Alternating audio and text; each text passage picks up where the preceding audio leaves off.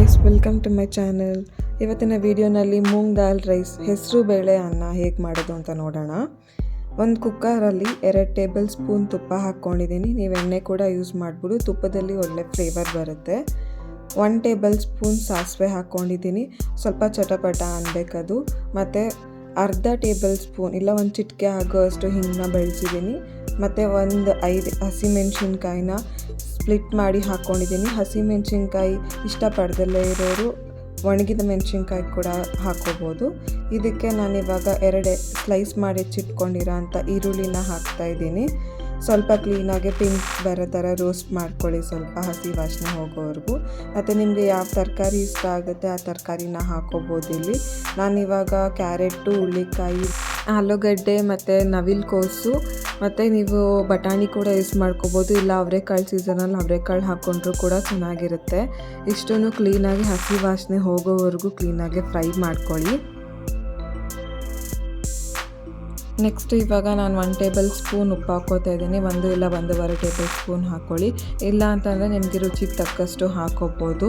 ಅದನ್ನು ಒಂದು ಸ್ವಲ್ಪ ಕ್ಲೀನಾಗಿ ಫ್ರೈ ಮಾಡ್ಕೊಳ್ಳಿ ವೆಜಿಟೇಬಲ್ಸ್ ಜೊತೆ.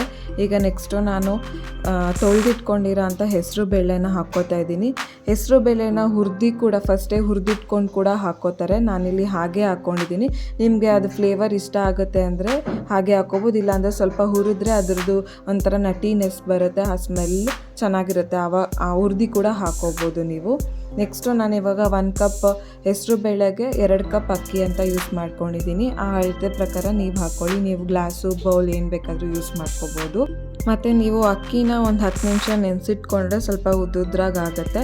ಒಂದು 10 ನಿಮಿಷ ಅಕ್ಕಿನ ನೆನೆಸಿಟ್ಕೊಂಡು ಹಾಕ್ಕೊಳ್ಳಿ. ನೆಕ್ಸ್ಟ್ ಇವಾಗ ಏನು ಹಾಕಿರ್ತೀವಿ ಅಕ್ಕಿನ, ಅದನ್ನು ಕ್ಲೀನಾಗಿ ಒಂದು ಸ್ವಲ್ಪ ಸೈಡಿಂದ ಮಿಕ್ಸ್ ಮಾಡ್ಕೊಳ್ಳಿ. ಯಾಕಂದರೆ ಅಕ್ಕಿನ ನೆನೆಸಿರೋದ್ರಿಂದ ಬ್ರೇಕ್ ಆಗೋ ಚಾನ್ಸಸ್ ಇರುತ್ತೆ.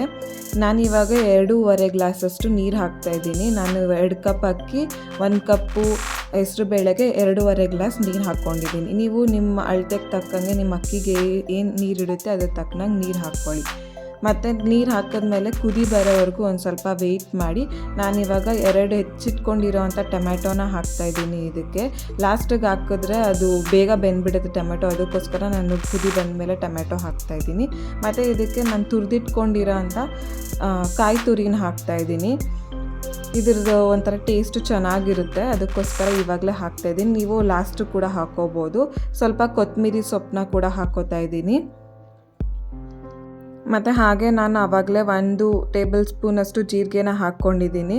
ನೀವು ಅದನ್ನು ಲಾಸ್ಟಿಗೆ ಹಾಕ್ಕೋಬೋದು. ಈಗ ನಾನು ಕುಕ್ಕರ್ ಮುಚ್ಚಳನ ಮುಚ್ಚಿಬಿಟ್ಟು ನಾನು 2 ವಿಜಿಲ್ ಹಾಕಿಸ್ಕೊತಾ ಇದ್ದೀನಿ. 2 ವಿಜಿಲ್ ಆದಮೇಲೆ ತಣ್ಣಗಾದ್ಮೇಲೆ ನೀವು ಕುಕ್ಕರ್ ಲಿಡ್ನ ಓಪನ್ ಮಾಡಿ ಕ್ಲೀನಾಗಿ ಸೈಡಿಂದ ಮಿಕ್ಸ್ ಮಾಡ್ಕೊಳ್ಳಿ. ಈಗ ನೋಡ್ತಿದ್ದೀರಲ್ಲ, ನಾನು ಈ ಥರ ಆಗಿದೆ ಉದ್ರುದ್ರ ಹಾಗೆ. ಮತ್ತು ನಾನು ಆಗಲೇ ಹೇಳಿದಾಗೆ ಇವಾಗ ನೀವು ಮತ್ತೆ ಕಾಯಿ ತುರಿ ಮತ್ತು ಕೊತ್ತಂಬರಿ ಸೊಪ್ಪು ಇನ್ನೊಂದು ಸ್ವಲ್ಪ ಹಾಕ್ಕೊಂಡು ಮಿಕ್ಸ್ ಮಾಡ್ಕೋಬೋದು. ಇದ್ರ ಜೊತೆ ಉಪ್ಪಿನಕಾಯಿ ಹಾಕ್ಕೊಂಡು ತಿಂದರೆ ಚೆನ್ನಾಗಿರುತ್ತೆ. ನನಗೆ ಮಾವಿನಕಾಯಿ ಇಲ್ಲ ಎರಳಿಕಾಯಿ ಉಪ್ಪಿನಕಾಯಿ ನನಗಿಷ್ಟ ಆಗುತ್ತೆ.